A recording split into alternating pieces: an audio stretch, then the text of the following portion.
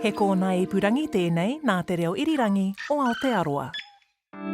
When you're looking to save a few pennies, have you ever tried a conscious money-saving challenge? Get the money out and then put it in different envelopes, like different spending. Maybe you've decided to only use cash. I take money out and then when I spend it, I'm like, oh, well, that's going. Or you've decided to cut out a particular food or drink. I did without sugar for a good month just to see what it was like. I said this week I'm not going to drink.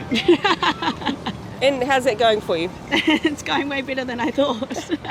You know it's Monday, right? Yeah, I know. Do challenges like this really work, or do we just go back to our old habits? And how does it fit in with what we learned about last time, all those tricky little triggers that make us spend? Kia ora, I'm Katy Gosset, and welcome to Thrift. This is the second episode in our two-parter about why we spend, and this time I'm going to tackle my own triggers with a personal money-saving challenge, and I've got a couple of people who are going to do it with me. Our saying is, Veni, Vidi, Vici. I came, I saw, I conquered. Very famous phrase attributed to Julius Caesar after a short, decisive victory at Zela in 47 BC. Probably a bit melodramatic for our purposes, but it is about setting out to achieve a goal efficiently and in a short time frame. And I'm hoping that will be the case for our money-saving challenge. So let's meet the challenges. Or can we call ourselves contenders? With me again is marketing professor at the University of Canterbury and consumer behaviourist Ekant Veer.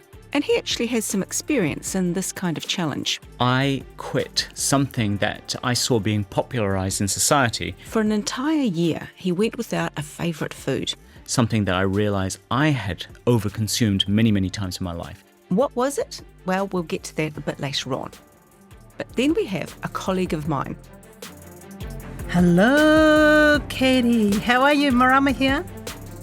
That's Marama T-Pole, talking to me down the line from Auckland. She's one of our newsreaders, but also a kindred spirit when it comes to op shopping and thrifty ways. And I thought, just maybe she might like to do the challenge with me. This will call on me being very vulnerable on where I'm at and really having a hard look at myself. I think I'd be up for the challenge. And then there's me. I have got some 40-hour famines under my belt a long time ago, also dry July, but I don't have a lot of form when it comes to money-saving challenges, so looking forward to it. Ekant has prepared a particular challenge for us, and he's kicking it off in his video diary. So I've set myself a budget of $20 and I will not spend any more than $20. We're all doing the same challenge, and just to be clear, we're allowed to pay for food, gas, rates, mortgage, rent and utilities, and extreme cases of personal appointments, healthcare, etc. But anything else, lunch, treats, stuff you forgot to get in the grocery shop, all of that falls into the $20 buffer zone. And then it can't ups the ante. Even though I have that $20 and I can spend it, for every cent I spend, I'm actually going to do a step. Then Marama says she'll punish herself by doing 5 rounds of her local stadium. It's all getting pretty serious. This might be good for me in more ways than one, Katy. Wish me luck, because I'm not going to survive. No, let's be more positive. Okay, let's go. I haven't decided yet what I'll do if I use up my $20, but stick around. I think things are going to get interesting. So in our last step, we looked at spending triggers. We talked about private and public selves, being aware of what's personally important to us, and then what we project to others, as well as how mood affects our spending. So as part of tip 1, let's get to know us a bit. First up, Marama. She tells me she has few vices, but with a busy life and 4 children, coffee is a priority. I need a coffee every day. I'm starting to get withdrawal thinking about this already. But she does know that it's a pricey habit. I worked out it was over $2,000 a year, which is a bit embarrassing for me to say. So with the challenge underway, how does the week pan out? You know, I even pulled up in front of the cafe one morning and I sat there and I said, I really want a coffee. I didn't go in. I was sitting there 5 minutes later still wanting to go in, but I held it together. There is a coffee machine in the Auckland office, but Marama is not in until the afternoon. Although I actually was in the city one day and I was driving by RNZ and I went and had a coffee. Is that too much information? No, it's not. Anyway, I can't talk. The RNZ coffee machine has totally saved my life this week. But how about Ekant? We learnt in the last episode he's also a real coffee fan. How did he do? All right, it's 9 a.m. on Monday morning, and I've got my first meeting and my first no thanks, I don't need a coffee. Here I am, drinking free water like a barbarian instead. This week's going to be a long week. So far, so good. But how about day 2? So last night, I would typically catch up with some friends at a local pub, and we just spend some time connecting. This is obviously a nice thing to do with friends, but I also know that my identity and my sense of self is very closely linked to connecting and finding those ways in which I can be a friend to others and sharing kai with them and sharing drinks with them.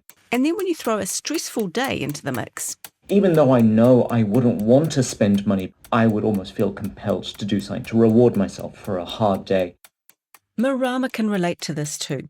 You know, even going to have the coffee, I just want to have that time out or be stress-free. And another reward can be a wee flutter at the op shop. Getting a hit from going into the shop thinking I want to get that bargain. I'm definitely susceptible to that too. A shared passion. We have bonded over our fondness for op shops. And I definitely felt the pang a couple of times. I was driving past one that I would normally pop into and I thought, no, there's no point. So next on the challenge agenda, late night sushi mission.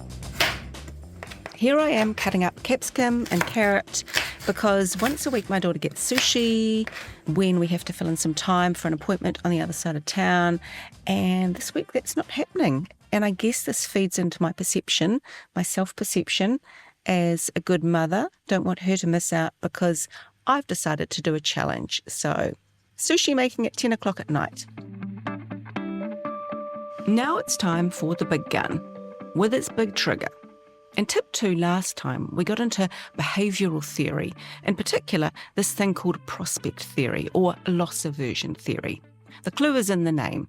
It's all about our very real desire to avoid loss at all costs. We don't want to feel like we're missing out. Here's Marama. And I really feel that, like, not feeling like you're contributing or missing out. I understand that there's certainly a massive pressure that you can feel. No one else is probably looking, but you feel it yourself in terms of what you should be doing. So what did each of us really feel we were missing out on this week, and did we manage to stay strong? On the second day of my challenge, I decided to deliberately put myself in the path of temptation. So what you hear there is the buzz of the Littleton market. We come here sometimes, there are lots of foodie stalls and I love food. I normally wander around with a coffee in my hand, but of course today all that is off the menu, including How are you? a loaf of bread from my favourite stall. I make do with the music and the vibe. But meanwhile, my daughter has craftily bought a loaf of bread with her own pocket money. That's okay, I don't need to eat any. But then, a curveball. The stall owner gives us a second free loaf. My daughter dubs it the loophole loaf. In theory, he offered it because she had bought something. But it is free, so can I eat it? We'll come back to this. In the meantime, let's see how Marama is doing. Oh, you know, I was really gunning to win this challenge, Katy. I can feel a butt coming on. But unfortunately, I succumbed to my weakness. So, was it a coffee? And what I actually bought, which cost $20, was a pair of gumboots that I saw at the op shop. And I thought, I must buy these. In fairness, they were the perfect fit. Sorry, Katy. And then I bought a coffee, so I was totally out. And I feel like I've let you down and anyone else who might have been gunning for me, myself down. I wanted to win, Katy. I wanted to win against you, the Thrift Queen. Obviously, she hasn't let me down, but I have to go round and round the stadium as my punishment. I am looking forward to the video. Hopefully she'll do it in the gumboots. So this particular trigger, the loss aversion theory, is the real deal because, Well, I knew it was going to happen eventually. this is where Ekant falls down too. He had friends in town from overseas, and although he knew in advance they'd be going out, I still bought myself a pint of beer. looks like it's time for a punishment. And here it is, James Height Library. I'm going to have to climb to the top a few times, I think. Ekant is actually doing 1,300 steps. I'm not the fittest of guys, and so it definitely is painful. So what about me? Have I maintained the high moral ground? Am I the only one left standing? No. No, I'm not. Here's what happened to me. So it's day 5, or should I say it's night 5, and I'm out with the RNZ quiz team in Christchurch, and it's that old dilemma of, you know, the social thing. I want to have a nice time, and I don't want to be a cheapskate and sit in a bar drinking or eating nothing. So, yeah, I think I might be about to break into my $20 buffer. In the end, it was a glass of red wine that was my downfall. So it appears we've all come to grief. So tip 3 is, what have we learnt from this strange little chapter in our lives, and what would we recommend to others doing a challenge? I was a lot more conscientious on my purchasing. Marama started eating more lunches at home and became more aware of where her money was going. Gosh, over 2 or so years, I could be taking my family to Tuvalu on these coffee prices. As for Ekant, as I mentioned earlier, he has some experience in this. He once gave up a favourite food for a whole year. And I realised I had an emotional attachment to this stupid thing called bacon. When he felt low, he would cheer himself up with a bacon sandwich. But when things went well, he used it to reward himself. It was a mood manager for me. So that was a big effort, going, I can't resist this, cold bacon for a whole year. But when you're starting out, Ekant recommends small incremental changes, because if you're too drastic in your challenge, you won't really enjoy it. He admits he found this week difficult because a close friend was celebrating a success and Ekant couldn't join him for a drink. And there is a risk that after being restricted, you end up having a big blowout. I blew a whole bunch of money celebrating with friends on a completely separate thing. I just said, hey, let me pick up the tab on this one. So while the full deprivation model didn't work, it did show him the power that lies in each decision-making moment. What I did appreciate about it was just being mindful about, do I have to do this? And as you mindfully examine each decision, think about alternative things you could do. If I'm buying these chips because my mood is low and I've had a stressful day and chips will make me feel better, but it's going to cost me $3 for these chips, actually maybe a walk will have the exact same effect. Because that's the other thing. Start reframing the cheaper activities as positives. I get to rage against the system and feel like an anarchist because I'm not going to buy a damn thing. It almost turns it into a game, but a game that has positive consequences for your health and your future. This is how you get to have a comfortable retirement. This is how you get to live that life that you know is going to be awesome. And it doesn't need to be black and white. So a drink with a friend might be fine one day, the next day you might choose to go for a walk. And remember that when you do choose to spend, that can be a privilege. You know, because my husband was out of work for about a year last year, and it's certainly been a luxury now that he's back at work and being able to afford things.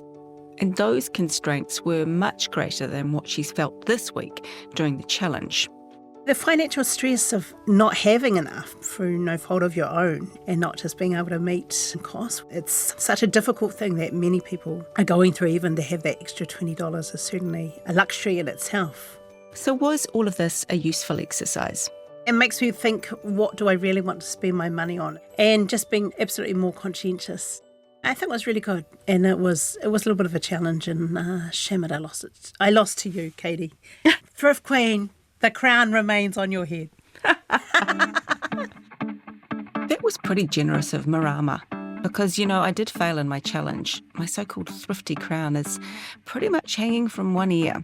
I was also hosting a gathering the day after I finished the challenge, which meant I had to buy some drinks and nibbles. So, did I organise it to fall outside the challenge? Yeah, kind of. Does that make me a cheat? Pretty much. I did resist buying anything at the Littleton market, and for the record, I didn't eat any of the loophole loaf. Luckily, it was eaten pretty fast, so my moral dilemma was short-lived. I still need to do my punishment for the glass of wine. My colleagues on the quiz team had some ideas. If you have a suggestion, feel free to email me. In the end, what I'll take from this challenge is mindfulness, checking each purchase, analysing my mood, and asking myself, do I really need this thing? So, quick recap. We came, we spent, We did not conquer our spending habits, but hopefully we gained a few insights. Replacing a desire to spend with another activity is a good one. Then reframe those new activities as positive opportunities to get healthy or save towards a future goal. This is the last episode of Thrift in the current season. You can find other episodes on your favourite podcast app or at rnz.co.nz.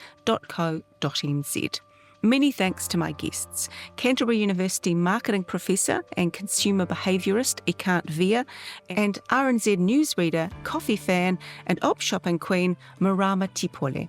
This podcast was produced and presented by me, Katy Gosset, engineered by Alex Harmer, and Tim Watkin is the executive producer of podcasts and series. If you'd like to get in touch or share a tip, you can contact us at thrift@rnz.co.nz. Thanks for joining me. Ka kite.